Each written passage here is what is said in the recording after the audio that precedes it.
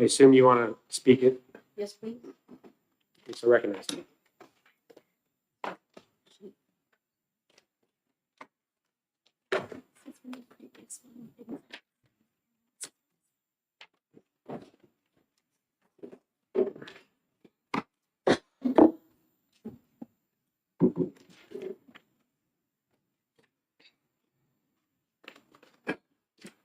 Thank you, Mr. Chair and members of the committee. For the record, my name is Lori Corzin. I represent Coos County District 7, and I'm here to introduce HB 1376. The goal of this bill is to safeguard the fundamental liberty interest of parents to make decisions concerning the care of their children. No parent in New Hampshire should ever be told to renounce or deny their deeply held beliefs in order to keep their child. While we all agree that true abuse must never be tolerated, across our country, we've watched parents lose custody or face child welfare investigations for simply holding convictions that differ from current trends in ideology. Let's be clear. Disagreement is not abuse, and caution is not a crime. Across history and cultures, children have often, almost daily, disagree with their parents, even on important issues. But our legal system have never treated that disagreement by itself as grounds to separate a child from their family. HB 1376 does not change anything in our abuse statute. It does not deny care and dictates no family's beliefs. It simply ensures that responsible parents aren't labeled unfit for their values and that faith-based and traditional families aren't barred from fostering or adopting because of what they believe about biological reality. This bill would also bring New Hampshire into line with the new federal guidance from the Administration for Children and Families, which affirms that disagreement over medical choices is not abuse. Even the American Medical Association and the American Society of Plastic Surgeons now recommend that intervention in minors should be deferred to adulthood. If leading experts can question long-term outcomes, shouldn't parents have that same freedom without fear of losing their child? And I would be remiss if I didn't point out that an almost identical bill passed through the House and Senate in North Carolina, where Democrat Governor Josh Stein actually signed it into law. New Hampshire has always stood for freedom, faith, and family. Let's continue that legacy. Let's make clear that in New Hampshire, the family, not the state, is the first and best place for a child to be loved, guided, and protected. No parent should ever have to choose between their faith or deeply held beliefs and their child. Not here, not now, not ever. I respectfully ask the committee to vote ought to pass, and I will do my best to answer any questions. Thank you for taking my question. So in a hearing on the merits, would that issue be able to be raised at all? I mean, maybe it can't be the sole reason for this, but it could be still used as evidence in the... So it could be used, but in and of itself, that this single issue does not make a parent unfit or abusive. If a parent truly kicks a child out of their house or something like that, the state can use that. But the belief of a parent should never dictate whether they're abusive or not. So just to clarify, standing alone, that can't be a basis for finding abuse. But if that's the reason why perhaps the child was kicked out of the house by the parents, they could still make a finding of abuse. Correct. In that circumstance. Correct. And that wouldn't be excluded from being presented before the court? No, just as as it would be now, that would be abandonment or neglect. Thank you. Seeing no questions, thank you for your testimony. Thank you.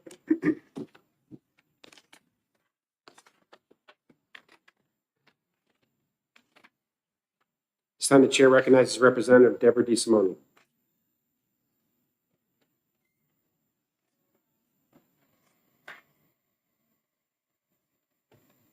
Is there another sign-up sheet? Is some people coming in after?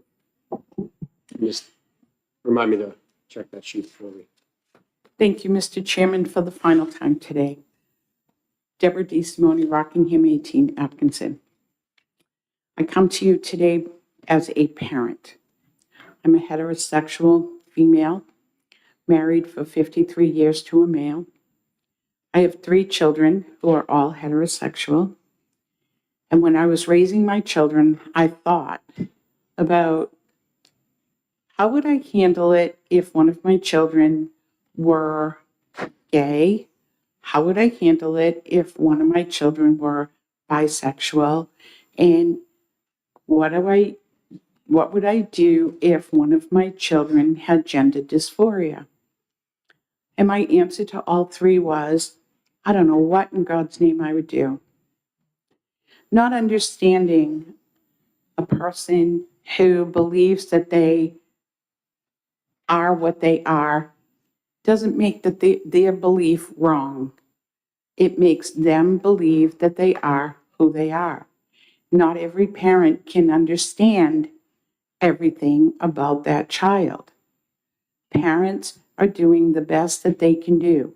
If they kick their child out of the home and create a homeless situation, that, lady and gentlemen, is abuse. If they do everything in their power to try to protect their child, that, lady and gentlemen, is not abuse. Because they don't understand a child's belief in who they are doesn't make you a bad parent. It makes you a parent who is trying to do the best that they can do for a child. I'll never forget the day that my cousin and I were talking, and she said to me, you know what? I'm gay, and I want you to know that. And I went, oh, okay. And she said, are you mad at me? And I said, no, I fear for you because I don't think the majority of society is accepting of people who are gay, people who have gender dysphoria, people who live a different lifestyle. I fear for you, but my daughter says that she's going to make me a t-shirt because I say all the time, if you're gay, that's okay. I respect your understanding of who you are. But not always does a parent understand how to help you live a healthy, productive life when you add something like that into your life. It's not a bad thing. It's usually a good thing. But parents should not be held as abusive parents because they don't understand. I thank you for your time. I could ask a question. Yes. On page 2, lines 1 through 15, it talks about circumstances where there's adoption, and it gets into about the department should not consider the issue of how the potential adopting parents want to raise that child or refer to that child. It also goes on to say that the department is not relieved of making a placement consistent with the best interest of the child. Just in a practical sense, I feel like if they were making that placement, it seems like there's a conflict on day one between the adopting parents and the child. How they would arrive at it's at the best interest of the child, which is assumed that they did. I don't know. I guess that section, is that part needed in this? I understand that the front part of the bill, but in the adoption section. Mm-hmm.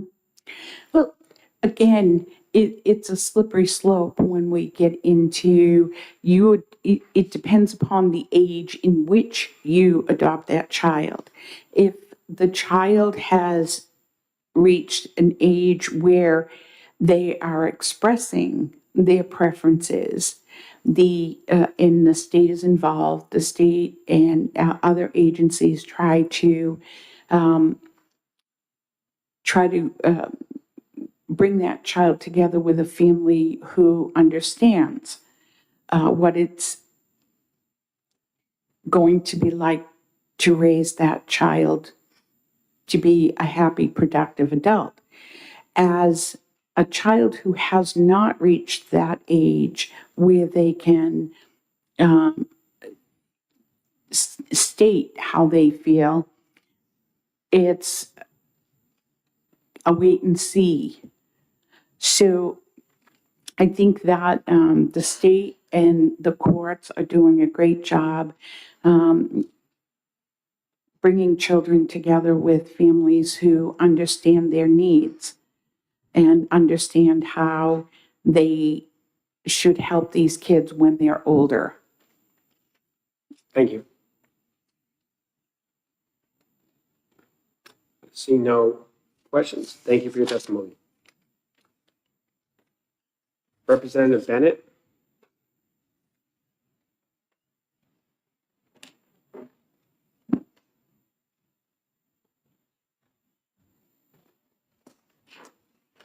Hello, my name is Representative Cindy Bennett, and I represent Raymond, New Hampshire. And thank you for allowing me to be here.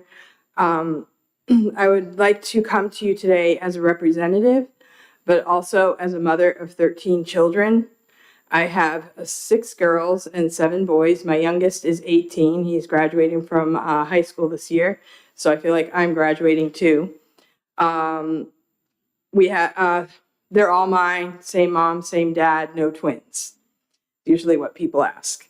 Over the years, I've lived the daily reality of raising children here in New Hampshire. 13 unique individuals, each with their own strengths, struggles, and personalities. I've been there for the sleepless nights, the difficult decisions, the teaching, the guiding, the constant responsibility that does not pause or pass to anyone else. Parental rights are the foundation of a healthy society, and that foundation must remain intact. We live in a time where many different ideas about parenting are being discussed and promoted. The diversity of thought is part of a free society, but the presence of differing views should not come at the expense of traditional family values, which have long served as the backbone of our communities. Respect for different perspectives must include respect for parents who choose to raise their children according to those long-standing values. I stand here today asking you to protect the fundamental right of parents to raise their children according to their biological reality and their deeply held beliefs. We are not asking to exclude anyone here. We are asking not to be excluded. In a world that is becoming increasingly complex, children need consistency, truth, and guidance. Parents must be empowered, not sidelined, to provide that. As a mother of 13, I can tell you when parental rights are upheld, families thrive. And when families thrive, society itself is strengthened. I urge you to stand with parents, protect this foundation, and affirm our rightful role in raising our children. I support this bill because I want to maintain parental rights for them regarding their own children in this area of a child's natural born gender. Thank you.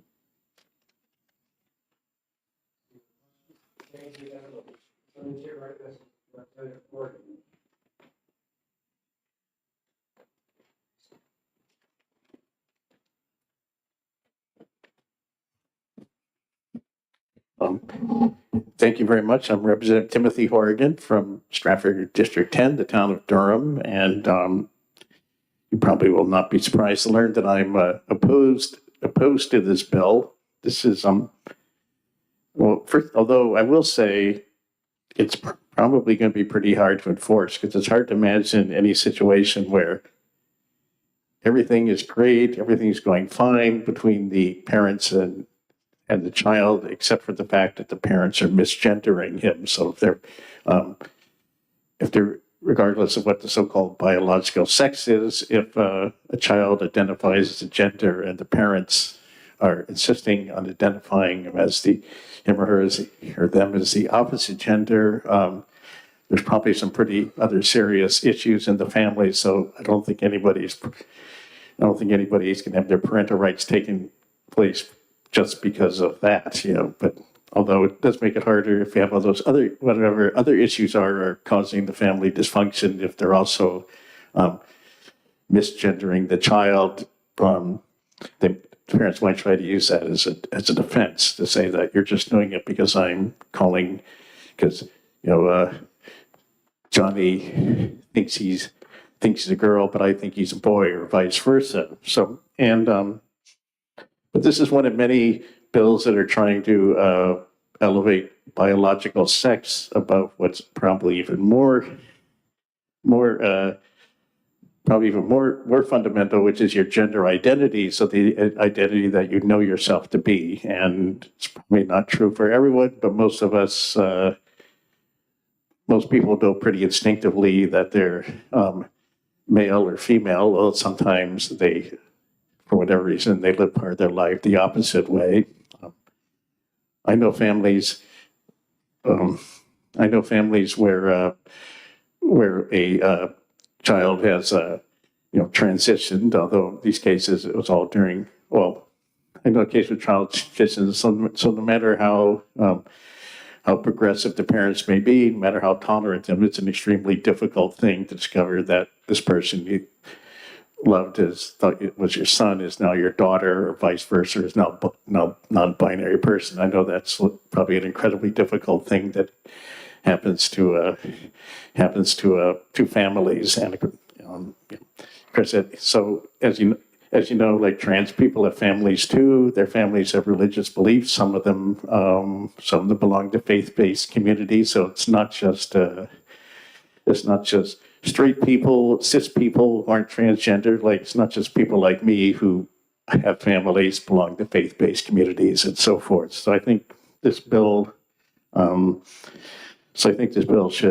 should not be passed, or it would be it would probably be unnecessary even if you amended it to change everything to biological sex to gender identity, which is probably like the even more fundamental issue for a person. But and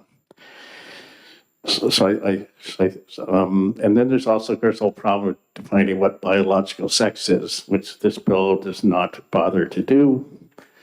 And maybe that's just as well, because we've here on the House side, we've been pushing through every bill that has anything to do with gender issues or biological issues, including some that were unanimously turned down by the committee, and they've revived them on the floor. And some of them have definitions of biological sex, and none of them really work. The funniest example was one which would have defined any woman who's had a hysterectomy because they don't have functioning ovarian tissue is one of the issues in that.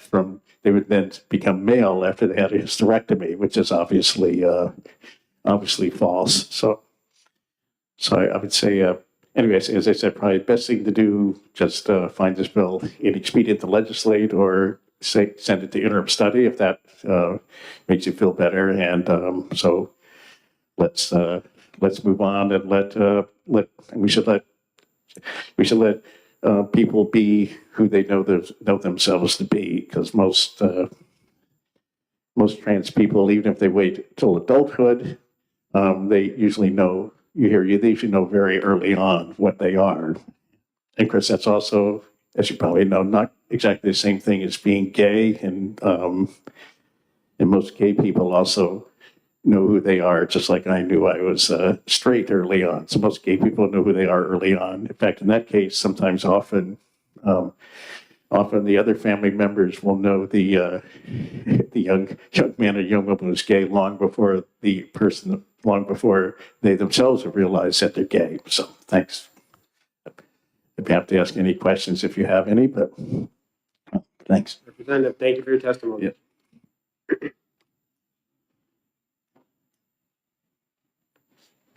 Catherine, excuse me, Representative. I was up way too early today. I apologize. I was up way too early today. Oh, yeah, me too, me too.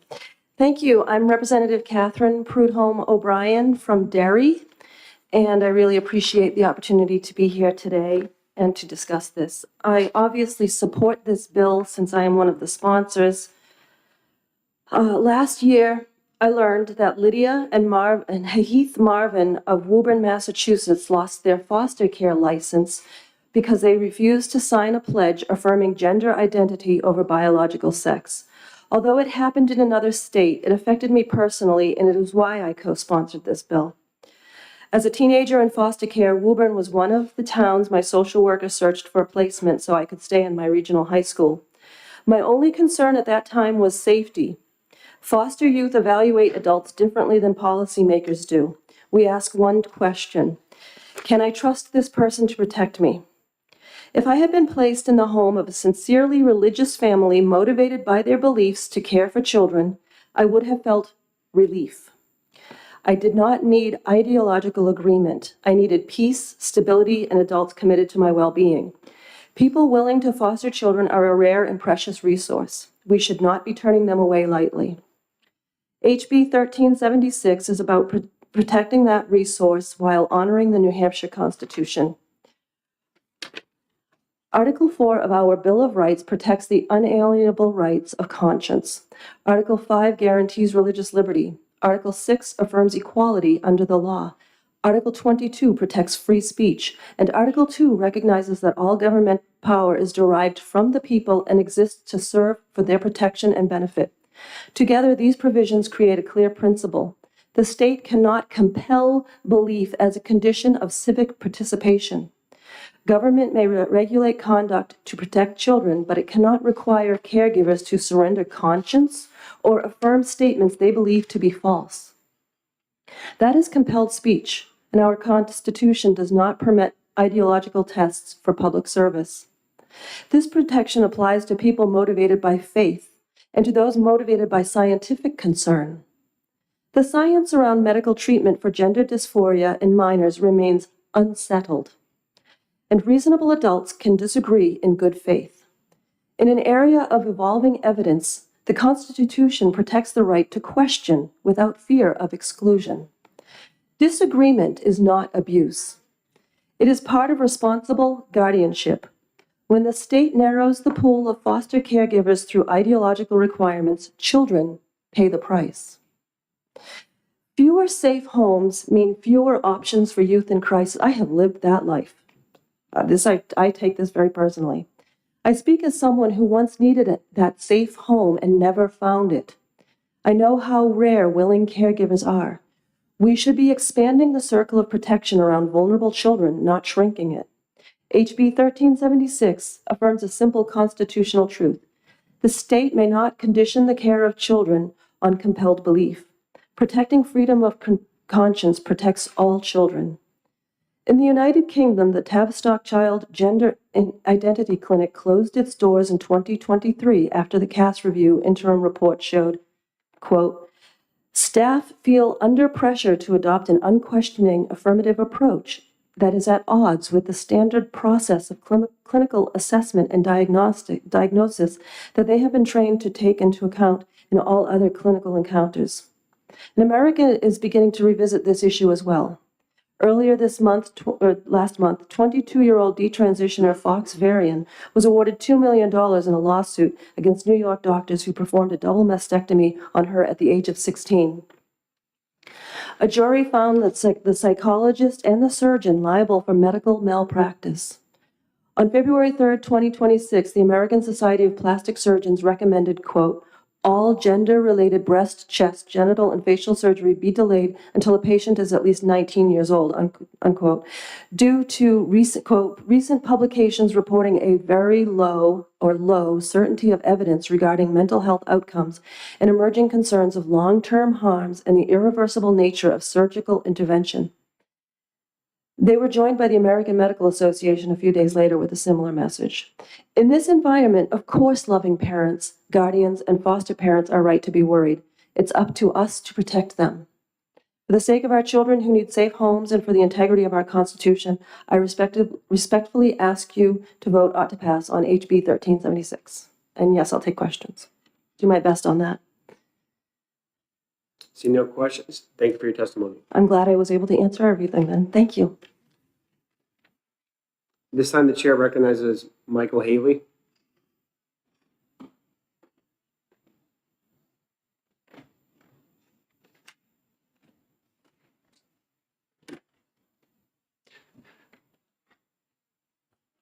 Good morning, Mr. Chair and committee members. My name is Michael Haley. I am from Derry, New Hampshire, and I am a staff attorney at GLBTQ Legal Advocates and Defenders, also known as GLAD Law. And I know that I'm ordinarily in front of you sort of in staunch opposition to a lot of bills, but today I actually found myself mostly in alignment with what I heard the sponsor say. Our organization does believe that parents who have different ideas about gender and sex can be loving families, can provide great homes. We do not support removing children from homes simply because of those disagreements. And so there are really only 2 points that I want to make here today. One is that I really looked very, very hard to find instances of this happening. And I believe in the House testimony, the sponsor said that this has not happened in New Hampshire yet.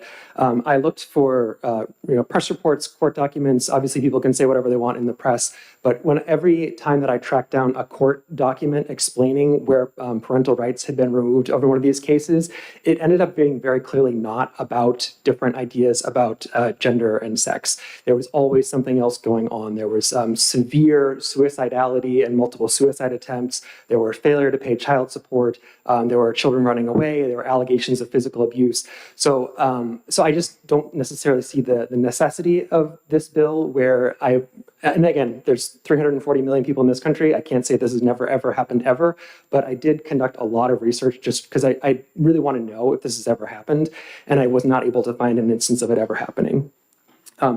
The other thing that I wanted to bring up is just a couple of issues with the drafting, because what I heard the sponsor say, and again, I agree with this, is that if the only issue is that that parents have a different idea about gender and sex, they want to raise their children in a particular way, that I don't think is a reason to terminate parental rights. That's an extremely drastic thing to do, and that's not a decision that should be taken lightly.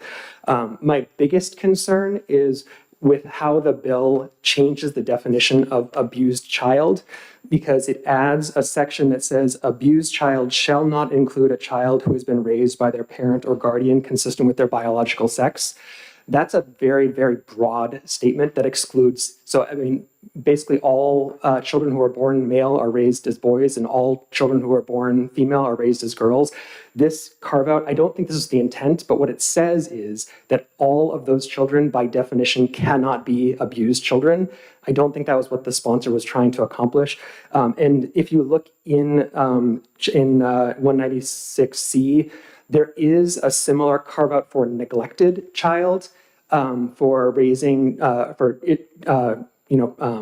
good faith efforts to raise children in accordance with religious beliefs. The language in that section does accomplish the type of thing that they're trying to accomplish here. And so if this section amending the definition of abused child were to mirror that neglected child definition, I don't think that issue would exist. But I think that this is just a pretty, and I'm sure it was just a simple mistake, because again, it does not sound like this was the intent of the sponsor. But of course, courts have to look at the plain language of a statute and only look at the legislative intent if it's unclear. And the way this is written, it's very clear. It says any child who is raised consistent with their biological sex, by definition, cannot be an abused child. That's just extremely broad. And then, sorry. I'm sorry, can you just tell me which line that's on and which page? Oh, sure. That's on the first page, right up at the top. Section 1, new paragraph, definition, parenting based on biological sex excluded. And then it says add section Roman 2A, abused child shall not include. So it's really just, I think it's a simple fix. But I don't think that the current language accomplishes what I heard the sponsor say that she was trying to accomplish here. And for clarification Yeah. purposes, if we go to the neglect definition, if we would take that and fit it there, it would Yeah, it would have to. the Yeah, spirit of what the prime sponsor was trying. exactly. I think it's not exactly like a one-to-one fit, but if it were to mirror that similar language, because the neglected child statute is not talking about the same things, but if you were to use the similar like linguistic strategy as that statute, I think it would accomplish what it sounded like the speaker was trying, or what the sponsor was trying to accomplish here. And then the other thing, which again, I think I'm in line with the sponsor on this, I feel that it's important to point out that transgender children are 60% more likely to suffer physical abuse by their parents. They're 80% more likely to suffer psychological abuse and 100% more likely to suffer sexual abuse than non-transgender children. And what I heard the sponsor say is that she doesn't want to create a situation where other abusive acts are ignored because they are in some way tied to the parents' beliefs about gender and sex. And I just don't think that the current language of the bill accomplishes that. I think that the way that it's written, a parent who, for example, like violently beats their child because they disagree with how the child is presenting would not be abusing the child under the way this is written right now.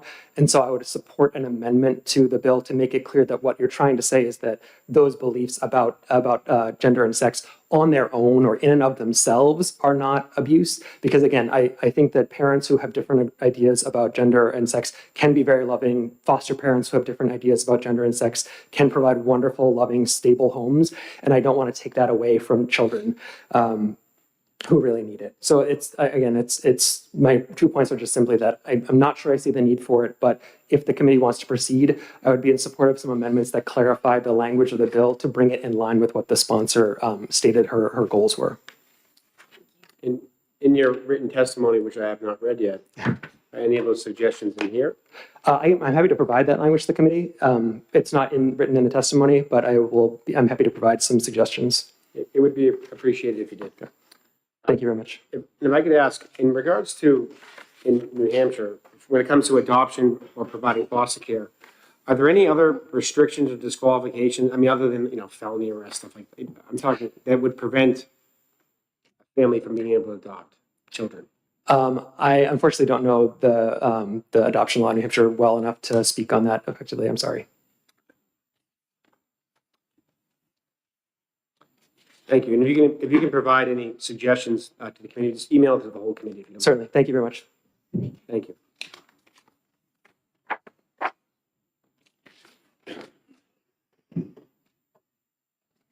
This time the chair recognizes Lance Kinzer.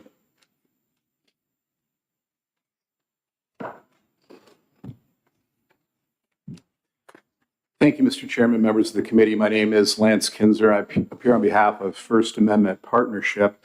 I want to address a couple of the questions that have been raised. First of all, with respect to the adoption foster section, and I think it's important to recognize that the way the bill is drafted, if you look at, so new paragraph, it's in 4.1a is the language that was originally in the bill as it was introduced in the House. And it's important to note that what this addresses is using a person's views regarding gender ideology to disqualify them for consideration as an adoptive parent or ruling that the home is unsuitable for adoption. And so this language doesn't require that they be, it doesn't say they have to be a placement for any particular child. However, there was some concern in the House committee that they wanted to make it absolutely clear that this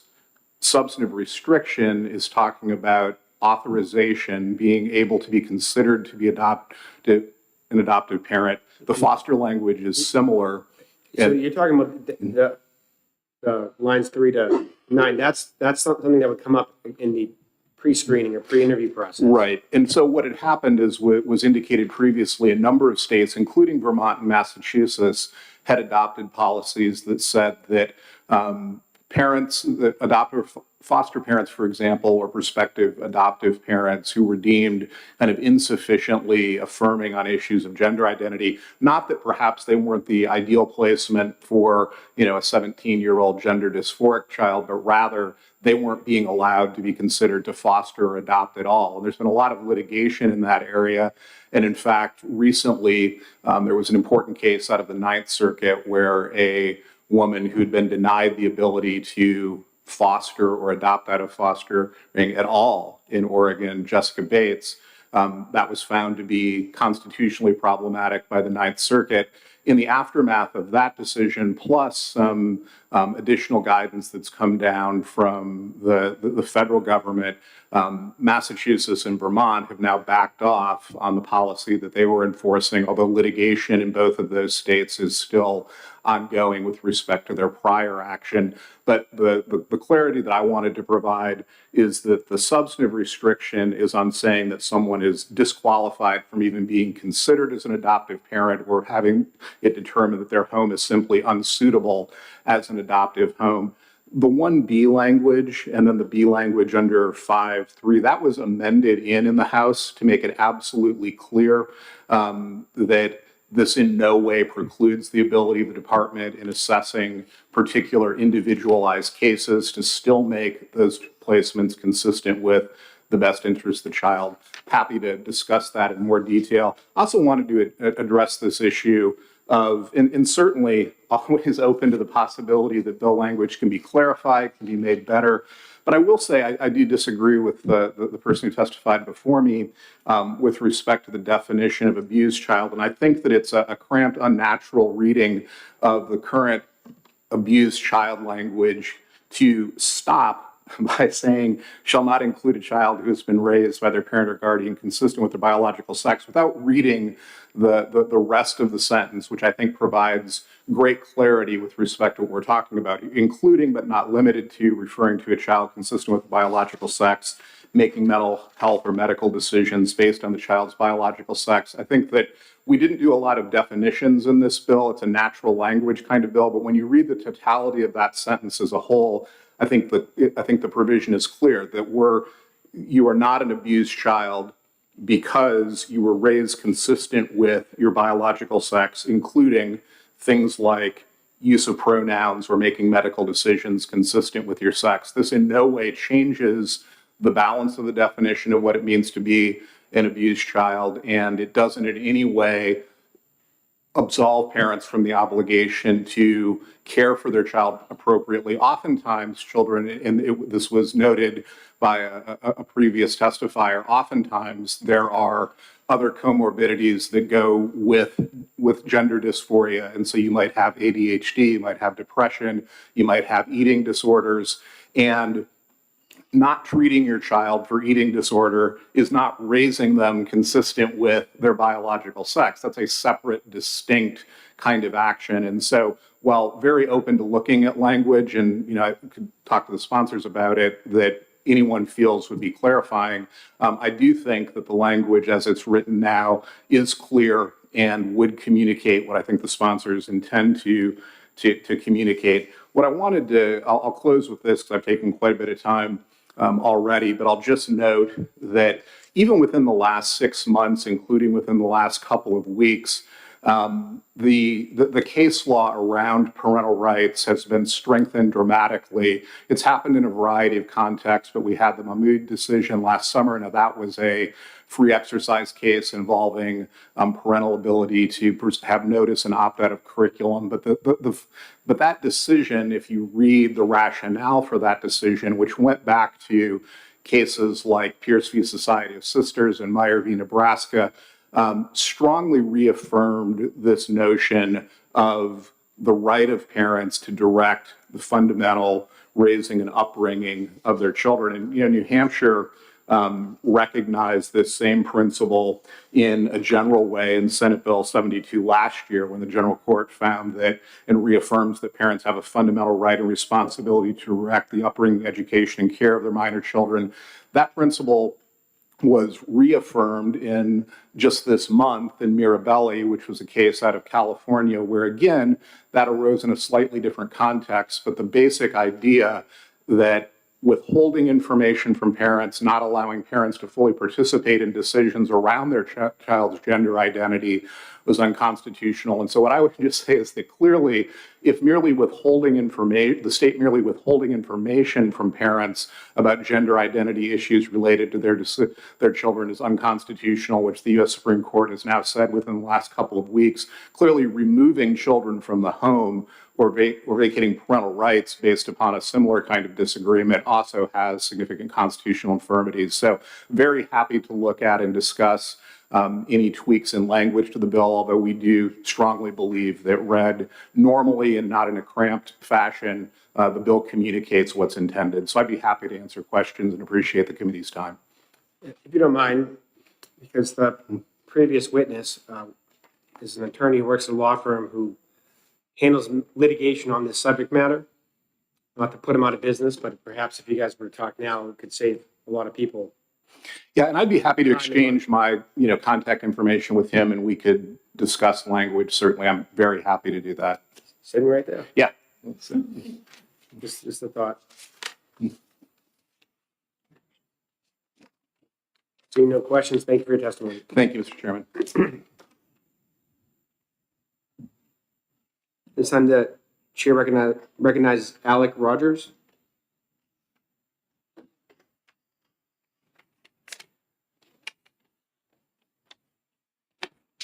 Hello.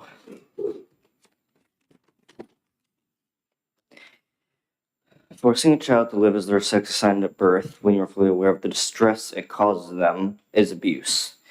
And yet, a lot of folks would like to victimize themselves, saying others are forcibly transitioning their children. And let me make this clear: no person is advocating for an 8-year-old to go on hormone replacement therapy for the purpose of gender transition. Nobody is doing that. Allowing your child access to adequate care for their age group is the best thing that you can do for your transgender child.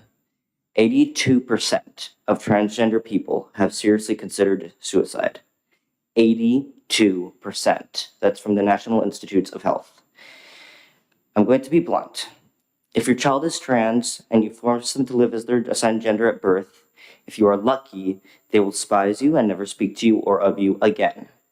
If you are unlucky, your child will take their life and you will not have a son or daughter at all. The emotional neglect and abuse that I faced at the hands of my father from when I was 12 to 18 caused me much harm. If I weren't lucky, I would not be speaking here today. I would be dead because my attempts on my own life would have worked. 6 years of refusing me my true self, of endless pleading for something, of sobbing before him with his face like stone, crying because other boys at school looked their age and I looked like a 12-year-old if I were lucky to be perceived as a boy at all. 6 years of talking to a brick wall while I victimized myself, tried to make everyone feel sorry for it that I had to put up with having a transgender child. 6 years of intense dysphoria that caused severe depression and suicidal ideation, of having to get an adult diploma at my high school because I could not stand to get up and dress in the morning. I could not stand it. I could not stand to face my body. This was not self-hatred. This was not a young girl struggling to accept her growing body. I did not hate my body. It did not feel like home. 1 year and 1 day ago today, I was able to get top surgery, and I can say with ease that it saved my life. I did not mutilate my body 1 year and 1 day ago today. I did not mutilate my body on a sterile operation table, nor when I woke up afterwards, sobbing of relief and asking for my mother. I did not mutilate my body that day. I mutilated my body on the cold floor of a dirty bathroom in an apartment, with blades stolen from my father's car, wishing I were brave enough to cut deep enough to just kill myself. I mutilated my body, eating less than the calorie requirements of a toddler, throwing up in toilets after meals, trying to make myself shapeless. I mutilated my body, trying to everything in the medicine cabinet, hoping to fall asleep those many nights and drift into peace forever. I did not mutilate my body 1 year and 1 day ago today. I saved my own life, and I will ever be grateful to myself for that. That is the end of what I've written, but I have a little more to say. I find it interesting that we are having a suicide prevention discussion soon, later on in the next week or so, I think. And yet we are discussing bills that change the lives of a large group of people It's only 1% of the population, but it's still a significant amount of people. And these people are some of the most at risk for suicide in the country. Like I said, 82% of transgender people consider committing suicide in their lifetime.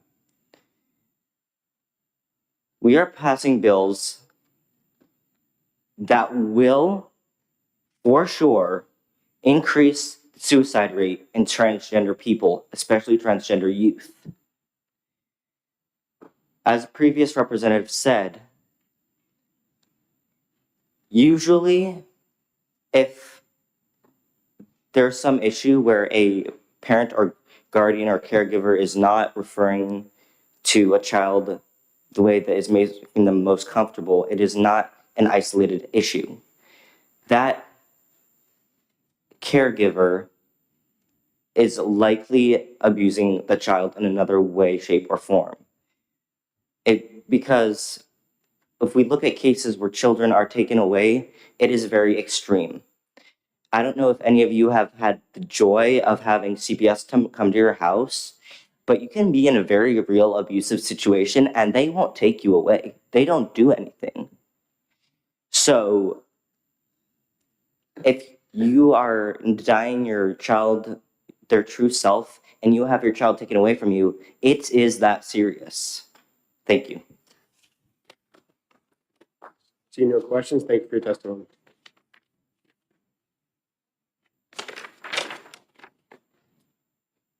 This time the chair recognizes Stephen Scare.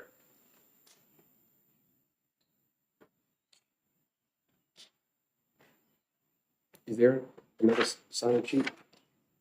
This is the second to last person signed up to speak, so if anyone else wants to sign up, please. We have some more folks that.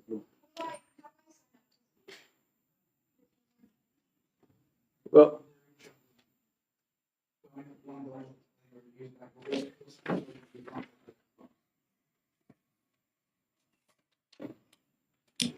Good morning, Stephen Scare, Nashua, New Hampshire.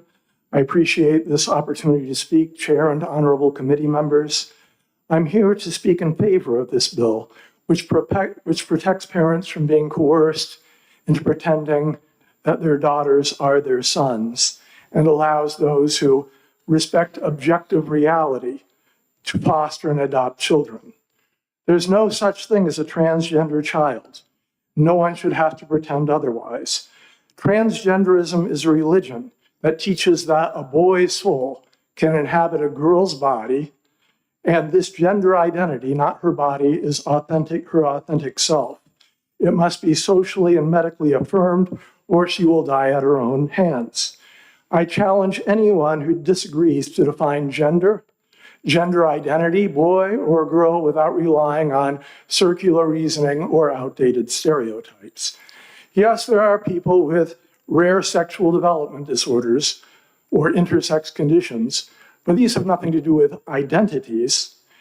Yes, there are young people who are uncomfortable with their bodies, but that discomfort doesn't make a boy a girl or a boy. It's true that many of the children who identify as transgender have suffered trauma, also autism, but there's cause and effect. A study of the world's largest pediatric gender clinic showed that 97% of kids identifying as transgender had another diagnosable condition like PTSD or autism. Regarding the suicide threat that's used to blackmail parents, in the Supreme Court, the attorney for the ACLU admitted that suicide among trans-identified children is rare, and that affirmation does nothing to relieve them. If you're interested, I can tell you how these numbers are created. They're measuring suicide attempts, but they aren't suicide attempts, they're self-reports of suicide attempts. For example, according to the CDC's Youth Risk Survey, 13% of all high school girls report that they've attempted suicide, but males actually complete suicide at 4 times the rate. Also keep in mind too, if you look at the social workers' websites from the National Association of Social Workers and the New Hampshire chapters, These are radical groups that actually believe that girls can be boys and boys can be girls, and that they're saving children's lives. So we really need to protect children from people that really have a strong political and ideological belief. So again, I urge you to pass this bill, which protects children from a harmful and convoluted ideology. I hope you'll vote to pass. See no questions. Thank you for your testimony. Beth Scare?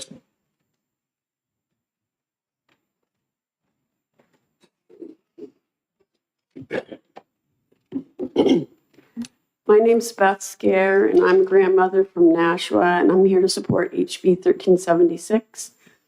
Trans rights activist lobby group 603 Equality told their supporters they should oppose this bill because it, quote, provides legal justification for parents to raise their trans children against the child's intended gender, end quote. That tells you everything you need to know about how important this bill is. They want a child to be taken away from his or her parents if the child falls under the sway of gender ideology and the parents don't go along with that nonsense. How evil is that? I asked ChatGPT to define gender, and it said gender is a socially constructed set of norms, behaviors, roles, and expectations defining how people should act or feel based on perceived masculinity or femininity. Why should kids be worried about gender norms, behaviors, roles, and expectations, or perceived masculinity or femininity? Let kids be kids. A lot of testimony in opposition bizarrely insists that the sponsors of this bill should mind their own business and they shouldn't insert themselves in people's lives or get between parents and a child. But the intention of this bill is to allow the parents to parent the best way they see fit and to keep the government from interfering. Also, the vast majority of testimony submissions claim that gender-affirming care saves lives, but there's no evidence of that.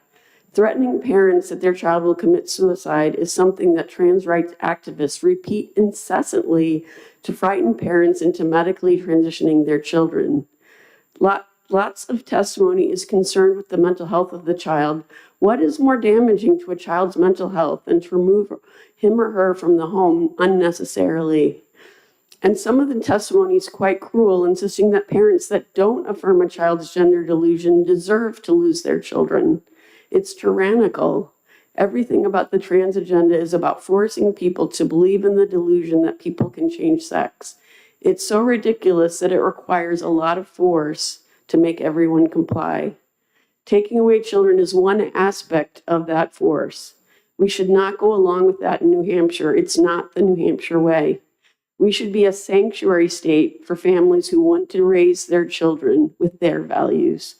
Please vote ought to pass on HB 1376 to protect parents and children.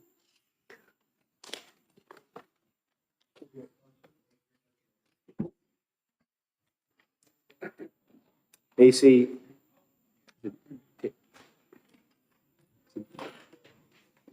I'm worse than Senator Gannon.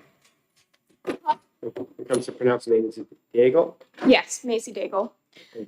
I am a constituent of Rochester, New Hampshire. I'm 18 years old. I'm a senior in high school, and I am transgender. I have been since I was 11 years old, although it would have been younger if my family had supported me at the time.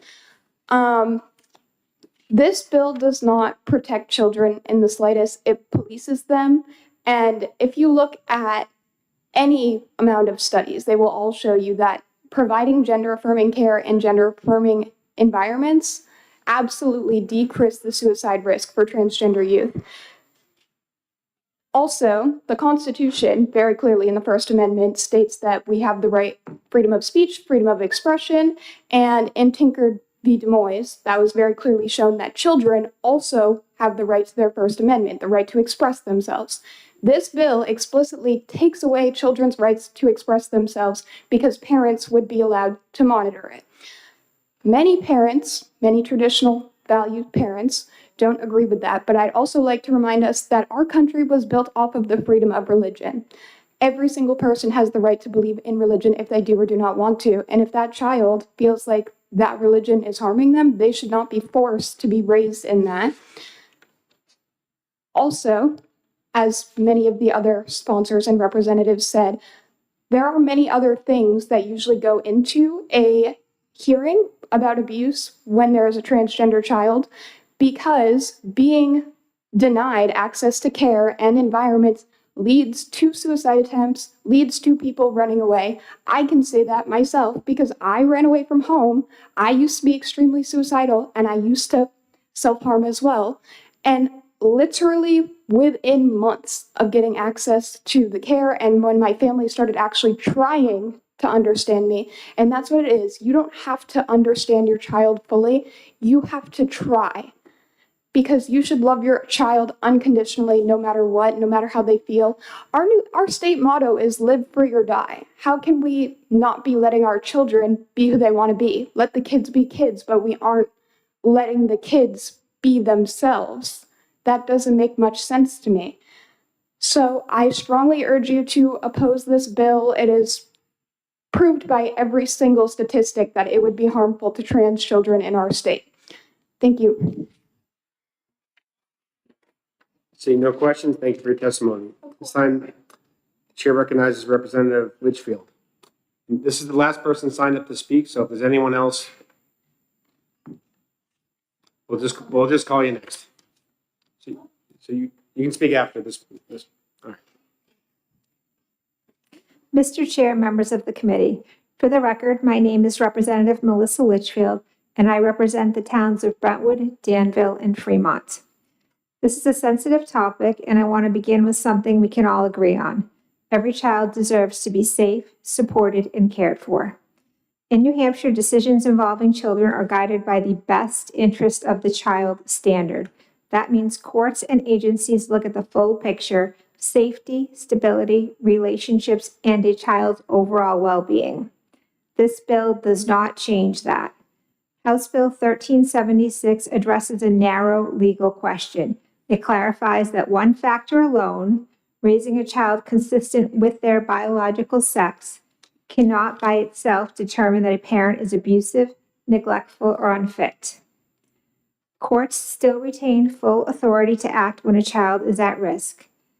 They may consider all relevant factors, including safety, mental health, and the overall well-being of the child. This bill does not regulate medical care, it does not prohibit services, and does not prevent intervention when there is harm. It simply ensures that serious findings are based on the full context, not one factor in isolation. Because definitions in statute matter, this bill provides clarity and consistency while keeping the best interest of the child as the guiding standard. I understand that people feel strongly about that issue, and I respect that. This legislation is focused on how we define and apply the law while keeping our focus where it belongs, on the full well-being of the child. Thank you. Senator Sullivan. Thank you, Mr. Chairman. Thank you for taking my question, Representative.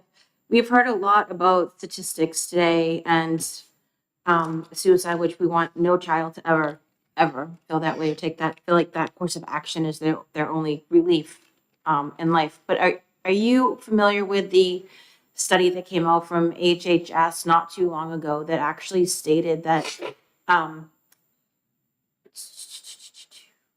that there's a growing body of evidence pointing to significant risks, including irreversible harm such as infertility, while finding very weak evidence of the benefit, and that suicide ideation actually in transgender youth actually stemmed not from their body dysphoria, but from other factors such as depression and anxiety that they also carried?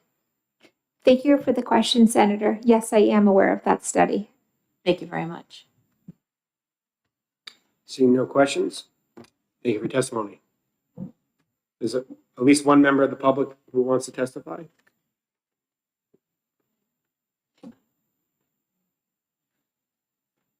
This is the last witness, so if there's anyone else present, please raise your hand. You're up. Just turn your microphone. There's a button right here in front of you. This one? Thank you. I'm nervous. Mr. Chairman, distinguished members, my name is Alexandra Lyashenko. I'm a Ukrainian Orthodox Christian mother who fled Soviet-style control with my husband in 2007 for America Promise for Freedom. We built life here. Our daughter was born in Kiev. In June 2024, California Shasta County CPS seized our 15-year-old virgin daughter, not for abuse or neglect, but solely because we refused to affirm her sudden desire to transition. There were no early signs for gender confusion. She was a happy, hyperactive, but bullied girl in Massachusetts until she went through severe bullying in school by teachers and peers, unaddressed.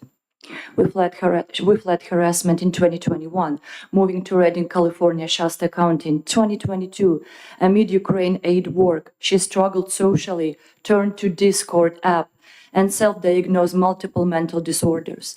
A 2023 well child visit led to psychiatrist Dr. Sager, who self-referred her to Children's Legacy Center NGO. They pushed trans ideology, heavy psychotropics, and online grooming via allegedly online predator on Discord. She cut her hair. She called her a male name since February 2024. I didn't know about it. My daughter bound her breast, demanded testosterone. We accommodated everything to reasonable limits. We changed our language, but we said no to hormones. On May 29, 2024, Dr. Sager called CPS. June 3rd, a stranger in black midi dress without warrant or police took her. Our 15-year-old virgin was placed with glitter foster parents who roomed her virgin with their son to share a bunk bed with her, underfed her, gave her birth control, pushed trans ideology, blocked our contact, and coached her to testify against us. We are fit parents. We secured expert care and spent $480,000 on lawyers and residential treatment, BNI treatment centers in South California. On February 3rd, 2025, the dependency judge Bigelow dismissed every allegation of emotional abuse. Still, they kept us in khaki Children's Abuse Emotional Index with no prior cause and no investigation. They took her just like that. We were forced out of California. Our younger son misses his home. Prolonged separation worsened our daughter's borderline personality disorder, among others, and turned her against us. This violates Welfare and Institution Code 300 and 361, requiring clear and convincing evidence of substantial danger. It erases parental rights protected by Wisconsin versus Yoder and Troxel versus Granville. Thank you for the mentioning of Mirabella case, a huge win. No investigation, no proof, only ideology. We support this bill because it stops CPS from removing children from loving, non-affirming parents like ourselves without proven abuse. It demands clear and convincing evidence, bans ideology-based removals, and restores parental rights over medical decisions. The HHS reports confirm that both of them. No reliable evidence supports sex-rejecting interventions for minors. We cannot repeat Soviet, Nazi or Nuremberg-era family destruction and medical experiments on the vulnerable. No parent should beg the state to return their child for refusing irreversible harm. Thank you. I'm ready for your questions. Seeing no questions, thank you for your testimony. Thank you. Thank you so much. Are there any members of the public present who wish to testify in regards to HB 1376? Seeing none, we'll now close the public hearing. HB 1376, and the committee will be in recess for 15 minutes. All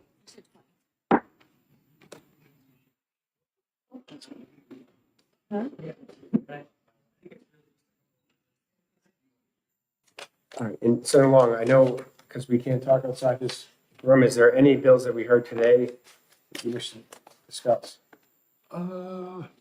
Just an open conversation. Yeah, 1376. I just think that I just think that we're putting in a statute that doesn't really affect the state of New Hampshire, and I think that's going to be problematic.